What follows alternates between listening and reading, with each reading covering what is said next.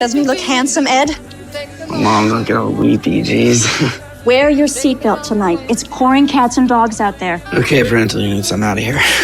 Don't forget your keys. You serious, Dad?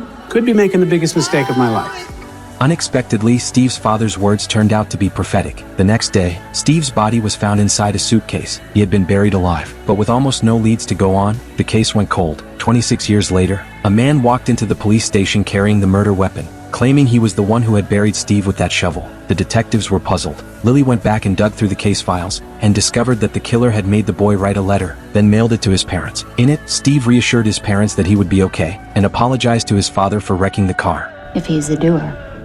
Go find out. The man's name was John. That night, Steve had been driving his father's Cadillac to a dance. When the car broke down on the way, John happened to drive by, and Steve ran over to ask for help. Can I give you a lift somewhere?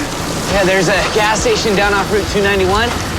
Sure, get in. Once Steve was in the car, John handed him a bottle of alcohol. Steve took a sip, but something quickly fell off. John drove right past the gas station without stopping. Excuse me, you just passed it? I hate to tell you this, Steve. You're gonna die tonight.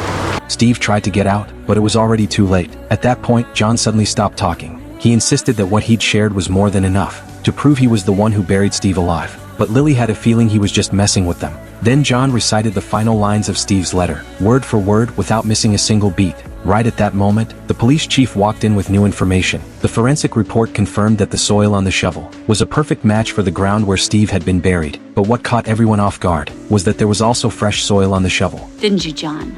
There is another boy. This boy's still alive. Steve lasted 6 hours in the ground. Maybe he will too. But to save the young man who had been left there to die, the detectives had to crack the clues left behind by a twisted killer.